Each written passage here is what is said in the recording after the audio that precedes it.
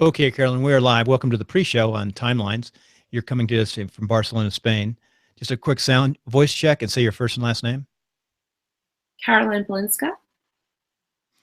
Carolyn, you sound great today. I think you're using an ATR 2100 and you're on your laptop, I take it. Yes, that's correct. And from Barcelona. It's amazing we can do these international interviews. Okay, so take a couple seconds of silence and we'll start the show. Carolyn, welcome to Timelines from all the way from Barcelona. Well, we always ask that first question. Tell the listener something that'll really grab their attention. What should we talk about? Oh, wow. That's really interesting. I think my thing is that I'm really passionate about helping entrepreneurs and helping them get inspired and see how important it is to do marketing properly for their business. Okay, so digital marketing is your main line, and marketing is really important of any types. So what type of client are you looking at? Who's your avatar? What is the digital audience? So my audience is really at the moment, so I've worked with all clients one-on-one. However, now I'm going into more of the group coaching, and the people that will really benefit from what I'm teaching these days is people who have already got an e-commerce store, and with their e-commerce store, they've already been trying to get things happening on their own, but they just can't take their business to the next level. So they're either earning, $1,000 a month or $5,000 a month, and they really want to get up into the $50,000, $100,000 mark with their business. Don't we all? So if I were to try to start a e-commerce business and even make $1,000 a month, how do I start? What do I do? There's a few ways. So probably if you're just starting out and you really have it really depends on your budget to start off with and what you want to sell. So the first thing you want to do is find out what you want to sell.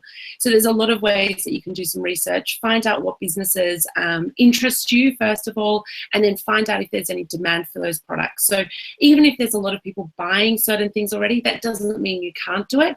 You just have to find a way to do it better. Now you can sell from your own platform like Shopify or WooCommerce, or you can use Amazon or Etsy to sell from, or even eBay. So there's a lot of options out there for someone starting out. I've watched that. I got in the military about 4 years ago, and I've watched that closely. I've seen some real success stories on all different platforms. Is there any one way to start or to get going in that area?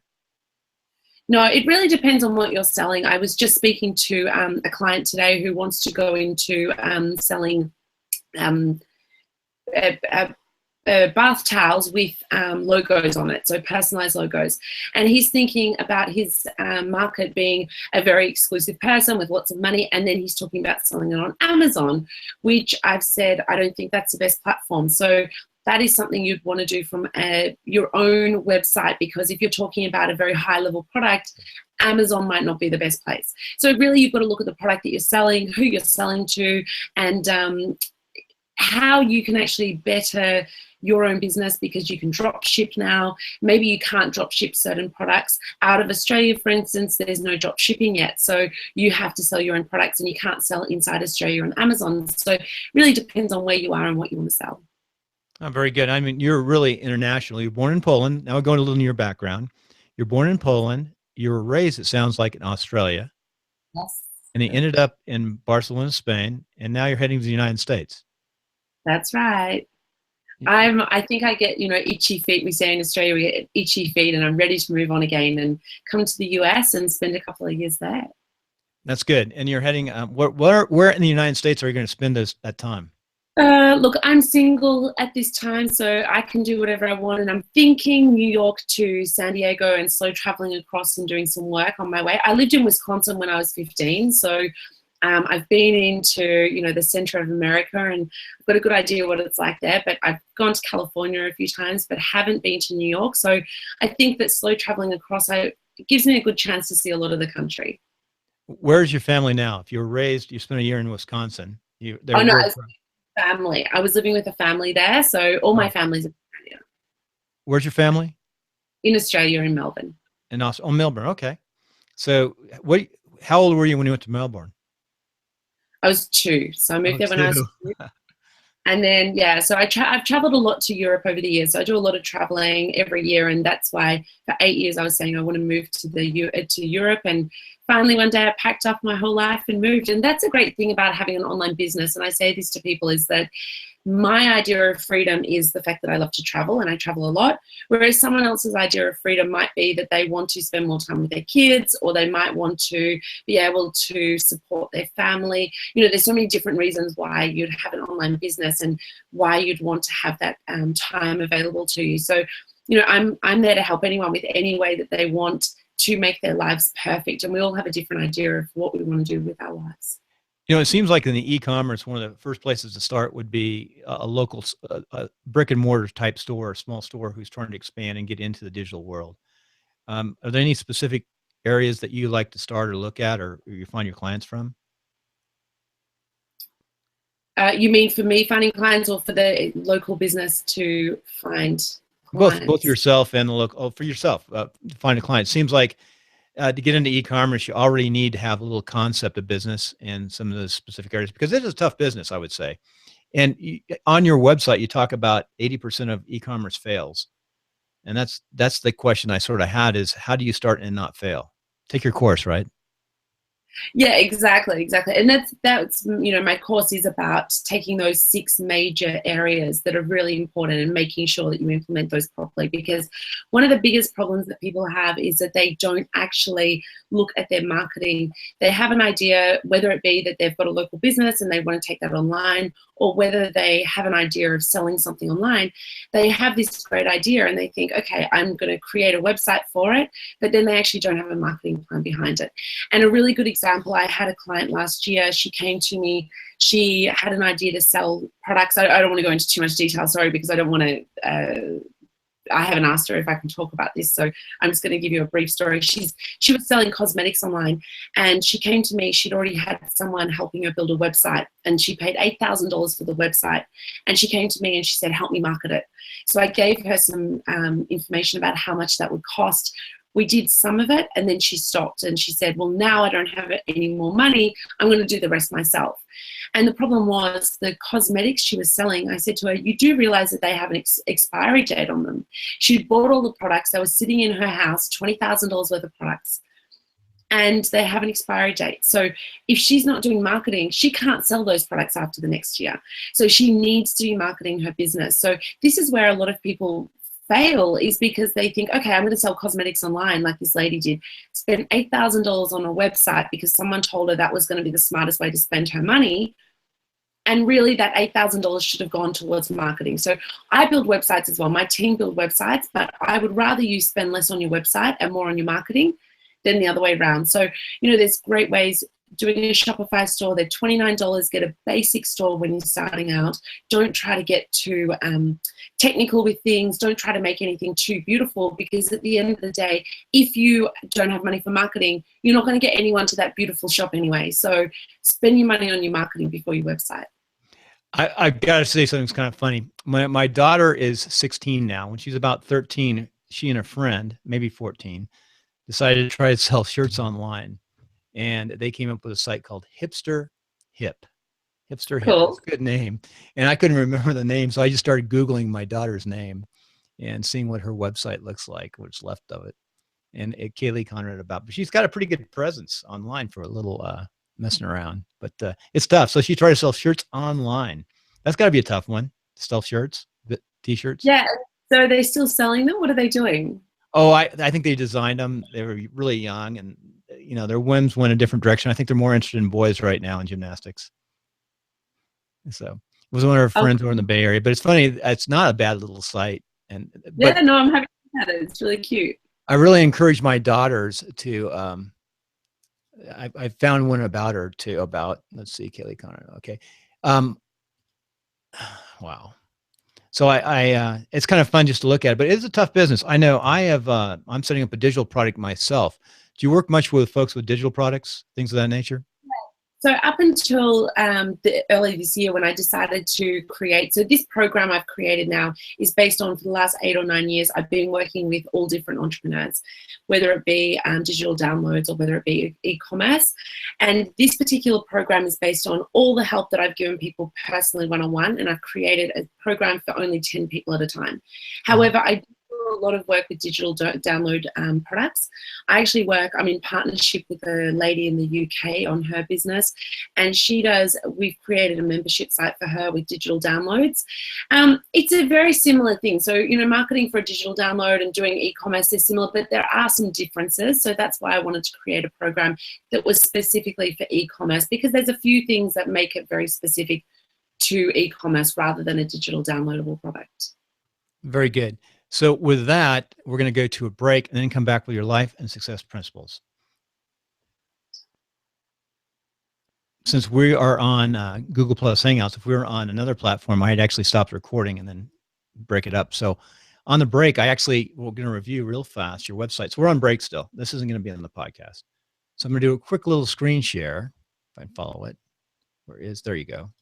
And we'll look at a couple of your sites on the break. So there is your Twitter site, a nice, very beautiful Twitter site. Nice one.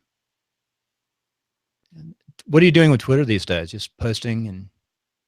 Yeah, so I do post a little bit on there. I don't do a lot on Twitter. It's not my main source of speaking to people, but I do probably more than ever. I am doing more there now.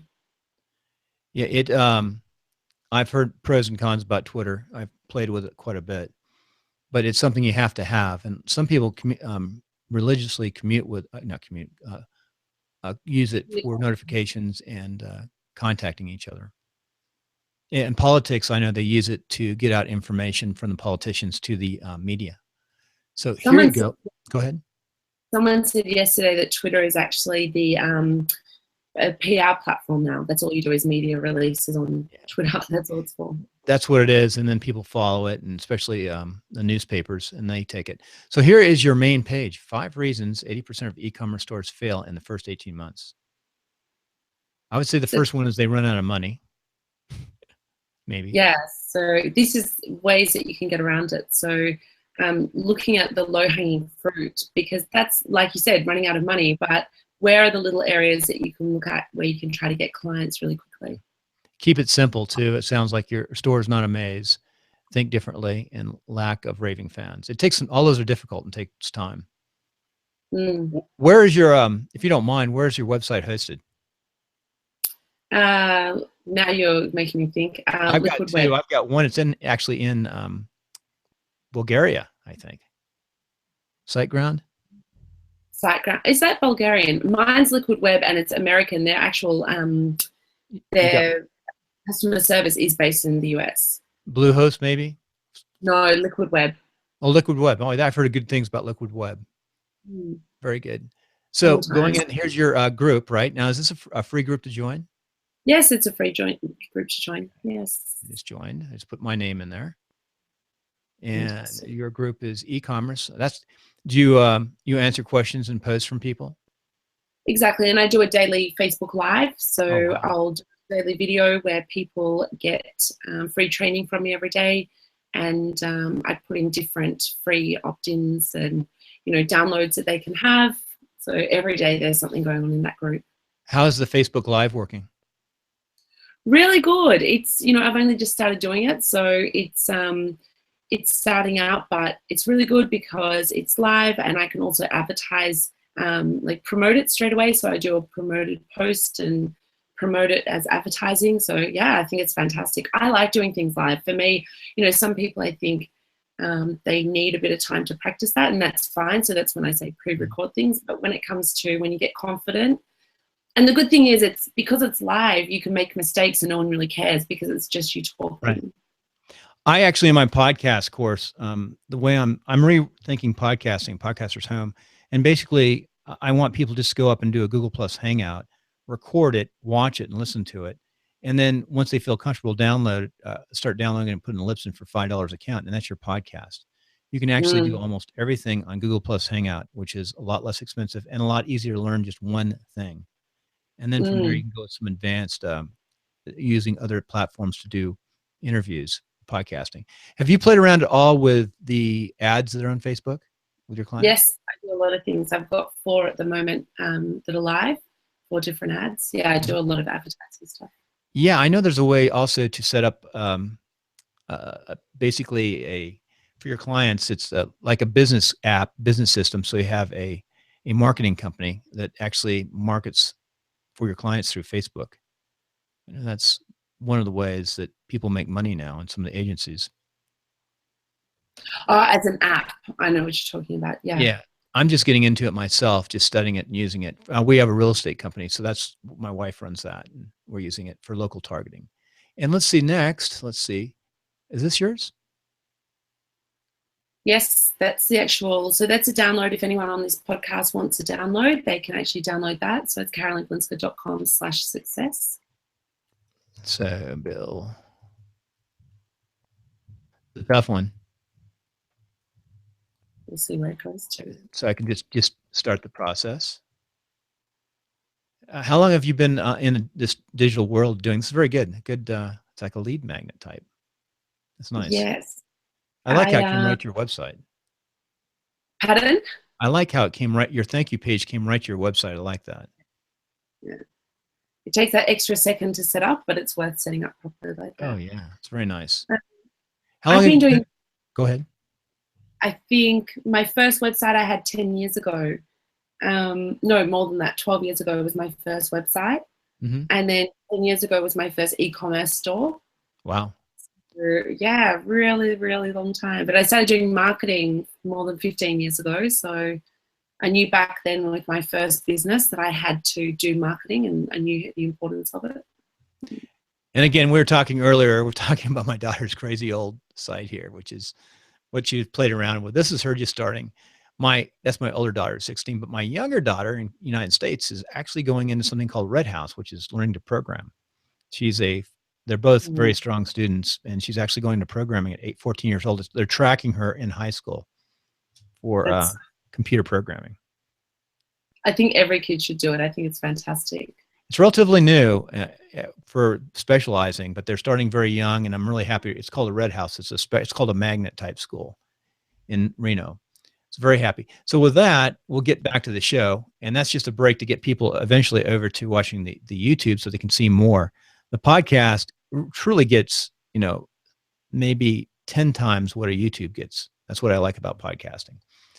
So let's see.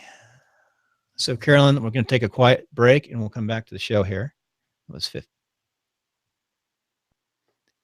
Okay, Carolyn, coming back into timelines. We just had a nice break for you. Want to go over to the website, which is Timelines of Success, and just put Caroline, CAROLINE, and you can search that and find this episode and watch behind the scenes that we just worked on, looking at your websites. Nice websites, and a lot of good tricks and information there too.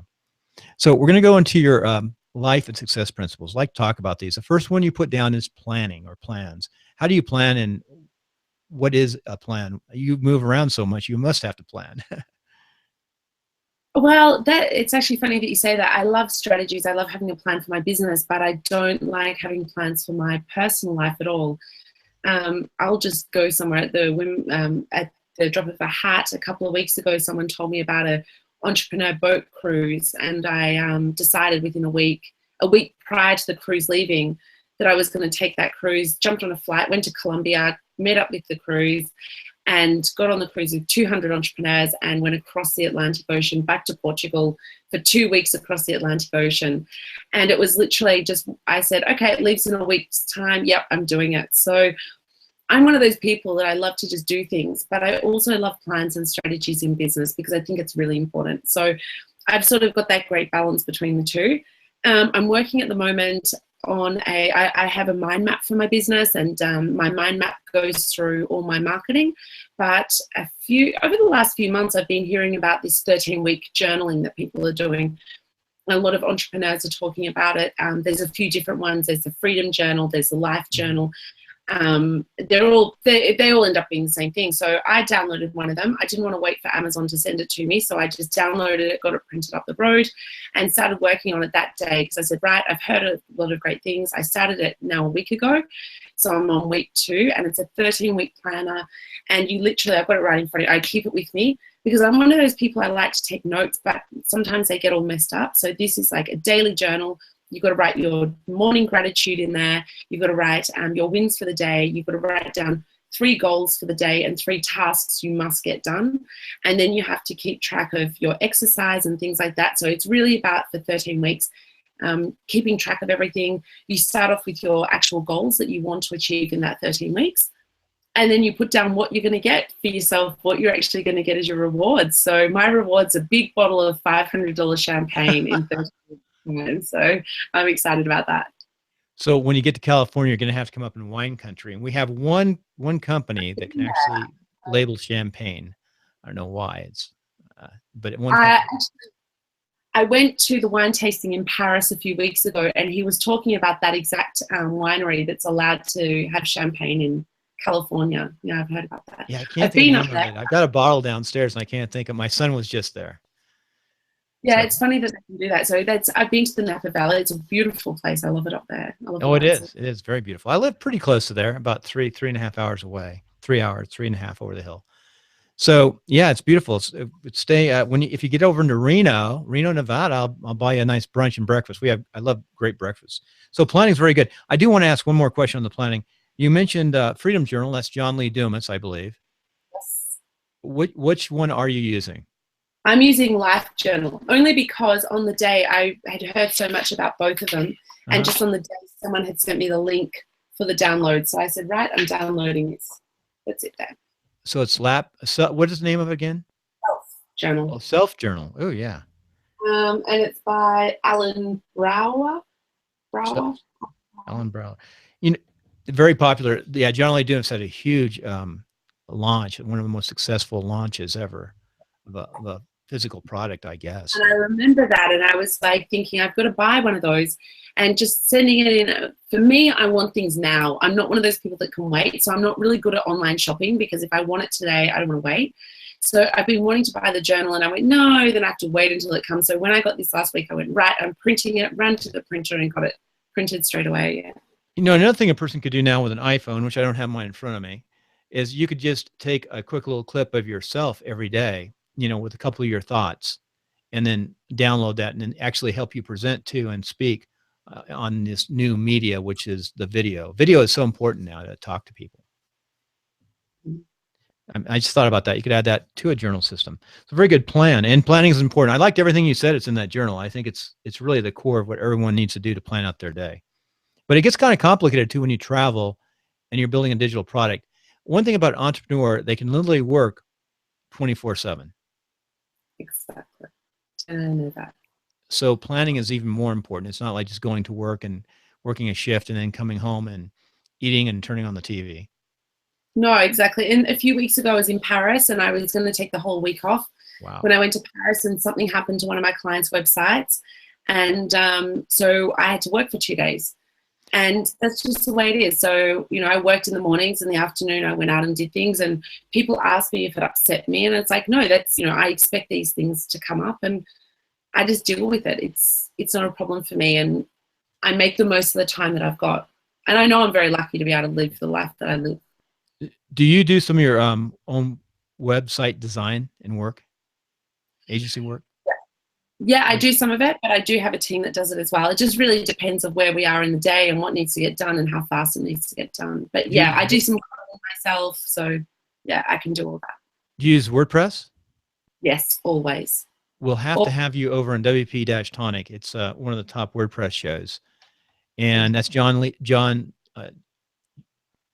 Denwood, and he's from England initially, but lives here in Reno. And I actually started this podcast with him. We did about 90 some odd episodes.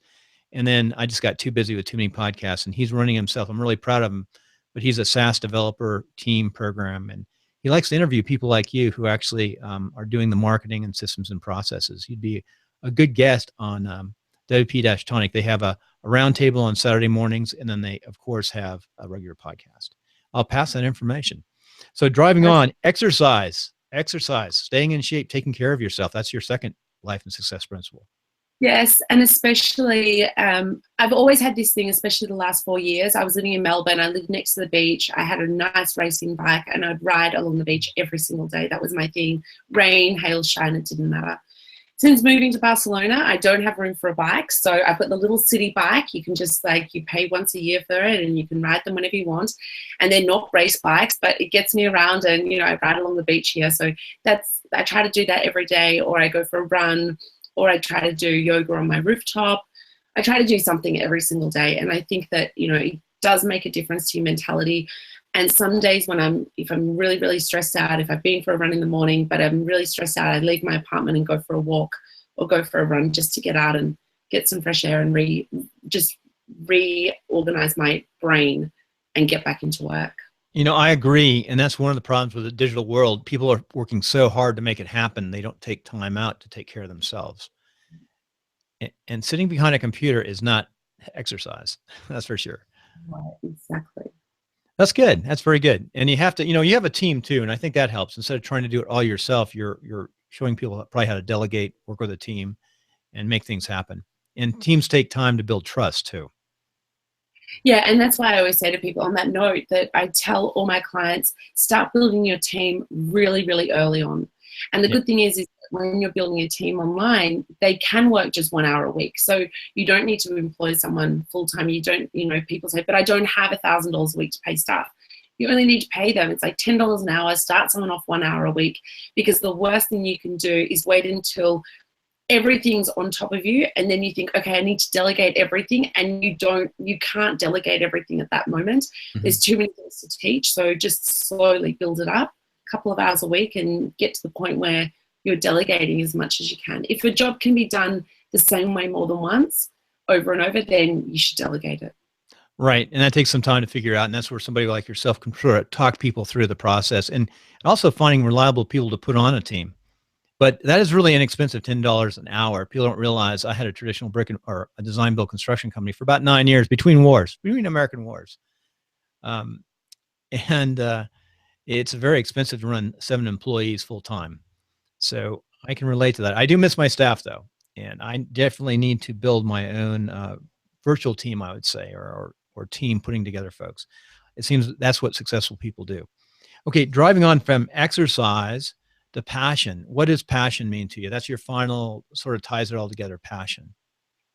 I think everything I've always done, I've always been passionate about it. And I've always been that sort of person from the time I was a teenager that, friends at school used to tease me for working with disabled people or feeding homeless people. Back then, my friends used to laugh and think I was like, oh, you're a loser. But to me, I'm passionate about those things. So I don't care what anyone else thinks of me. I do things because I want to do it. Every single business and job I've had, I've been passionate about. Helping people to me is like very, very important. It's not just something I say. Like some people just say it for, I help people. I actually love to help people. And for me, when one of my clients succeeds and makes money, it makes me really excited, because I love to see them go from, I'm not sure how to do this, into, wow, I actually can do this and it can be done. So I'm just passionate about everything I do. And I think that if you don't have passion in what you're doing, give up, because we only live once. We only have a short time here on earth. So, we have to do so many things that we're not passionate about it. I am not passionate about cleaning my toilet, but I still do it. But there's, all the main things that I have to do that I am passionate about. So I think, I've had friends of mine in the past that hate everything about their business, their life and their jobs. And I would rather someone earn a little bit less money and be passionate about what you do than, it's not about the money. You've got to love what you do. And passion to me, I think, is a big part of my life in everything I do. And I'm passionate about my work. And I love the fact that, on weekends I can go out and I can go snowboarding if I want to, or do what I want to do, because I'm passionate about everything, every part of it. And I'm fortunate, but I also have chosen to follow what I want to do and not let anything hold me back from that. A lot of people are too scared to take that chance. So if you like to snowboard, you'll have to come to Reno Tahoe. We have like 20 slopes within 30 minutes or 45 minutes of my house, or less than that, actually, 20 some odd minutes. We have our own slope in our city, so on a mountain. And all the high schools have teams. It's a great place for snowboarding. Very good. Passion. Passion is so important. I'm going through right now with my daughters who are 16 and 14 in high school. That's a tough age, because you see their the visions and dreams. And we talked earlier about their gymnasts. My older one is realizing that she's not going to really excel to the point she wants to excel in gymnastics. And you can see that passion drop off. and then they lean towards other things. So passion is important, but it's true. You said something else, and I tell my daughters this. You can't be excited about everything that you're doing, but you have to do some of those things to be successful to follow your passions. Mm. Like you talked about exercise earlier. I like to exercise. Generally, it's a stress reduction, but for some reason, sometimes we don't exercise, but we feel so much better after we exercise. It's breaking through those things and doing those things you have to do to go after your passion. Like I'm sure there's Yeah. things you'd like to do right now, like be out on the beach in Spain and, or wherever it might be, or up in the mountains in the Swiss or the French Alps, I guess. Yes. Yeah. But you're about to head over to California too, or you're going to go to California. Well, anyway, very good. Good 3 points: plan, exercise, and passion. If you put those things together and work hard, anything's your future, and you'll feel good about what you did, knowing you did your best. So with that, we're going to go to break. We're going to come back with a quick commercial from you, and then we're going to ask one last question. Carolyn, welcome back off the break. You're doing a great job. You're quiet. I wish everyone was like this that we interviewed. You're like a natural. How many interviews have you done? Many, but I also had my own podcast last year, so I know all about, things making noises in the background. So, yeah. What's the name of the podcast? It's for franchisors. So it was smart franchise marketing for franchisors, and I did probably about 15. So I've sold most of that business off to someone else. Okay. And looking over all of that sort of stuff now. Do they have the podcast too? I don't think he's going to do the podcast because I run it in a very particular way. So I don't know if he can really take over what I was doing, but he hasn't really looked into that yet. I like to start podcasts and then hand them off to somebody once we get some success. Other than this one, this is my favorite. I'll always have this one, Timelines. It'll be up for a long, long time. Hopefully, not hopefully, 10 years from now, you can go back and listen to this episode. Isn't that funny to think that podcasts that we'll be able to do that? At the moment, it's only, I think, is it 3 or 4 years of podcasts that are there so far? Yeah, 2004 is when the term podcast evolved, and then it really has got going. But I have, you can go, we use Libsyn, and $5 account can keep it up indefinitely, and it does a great job. And we keep the feeds and the links up on the website, and you sort on the website. I think I'm going to have to change servers someday because I've got 2 different providers, and I started on Bluehost, and that's Timelines is on Bluehost, but at least it's the cloud level of Bluehost. Yeah. Hey, that said, quick commercial. Tell us how the listener can get a hold of you. Give us a commercial about what you're doing, and tell us how the listener can help you right now. So really, the best thing people can do if they want to do anything with e-commerce is jump into my free Facebook group.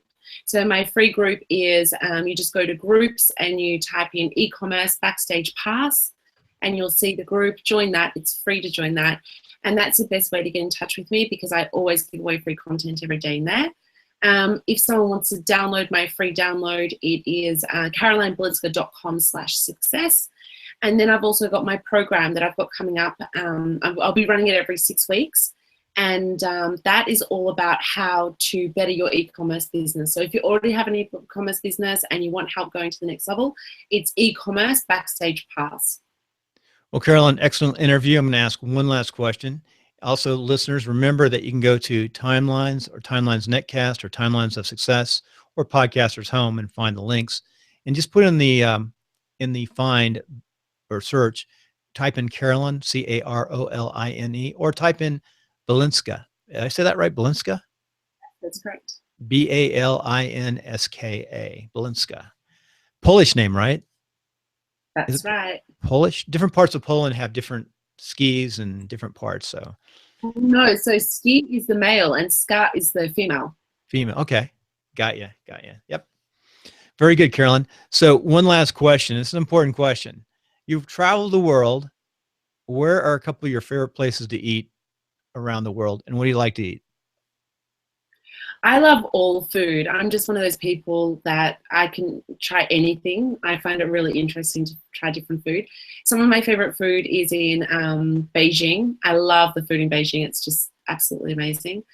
Where else do I love the food? You've been to Beijing too, man. You are a world traveler.